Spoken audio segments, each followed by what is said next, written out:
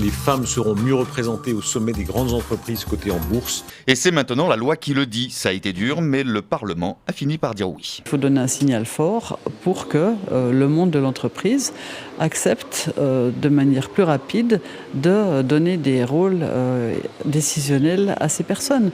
Elles sont aujourd'hui moins de 10% dans les postes importants des grandes entreprises. La Suisse est à la traîne en comparaison internationale. La nouvelle loi propose noir sur blanc 30% de femmes dans les conseils d'administration au moins et 20% dans les directions. Depuis quelques mois, dans la ferme de Joigny-Chatou, une nouvelle plante a fait son apparition, du cannabis, mais à destination thérapeutique. Vous êtes bien en France et en plein débat quand maintenant ce sont les économistes de Matignon qui réclament la légalisation du cannabis. Certains s'y préparent. Avec ça qu'on va savoir quelles sont les variétés les plus adaptées au territoire et les plus productrices de fleurs. Et certains y voient déjà un bon filon.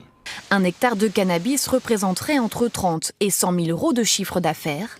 Une aubaine pour le président de la Chambre d'agriculture. Tout agriculteur est un petit peu à la recherche de nouvelles productions, de revenus différents, de diversification. Et là, ça pourrait être une opportunité. De la pluie, des orages, du vent, voire de la grêle. La semaine prochaine, tout cela, c'est de l'histoire ancienne. Il y a les sujets pendant la canicule, après la canicule et maintenant avant. Attention, ça va chauffer. Selon certaines prévisions, le temps risque d'être caniculaire. La meilleure solution, c'est de mettre de l'eau dans la baignoire puis dormir dedans. J'ai un vernis en fait qui fait le froid et le chaud, donc il est très clair quand il fait chaud.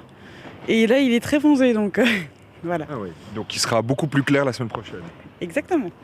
Un seul appareil Bombardier exposé, les choses ont bien changé depuis le dernier salon du Bourget il y a 2 ans. Et oui, pour Bombardier, l'aviation commerciale, c'est bientôt fini. Alors quand on présente le tout dernier avion d'affaires, on ne manque pas de superlatifs. Vous êtes assis dans le plus bel avion d'affaires au monde. Le Global 7500, c'est le plus grand, le plus luxueux des avions d'affaires actuellement sur le marché. Et c'est même le PDG de Bombardier en personne qui fait la visite. On a 4 zones.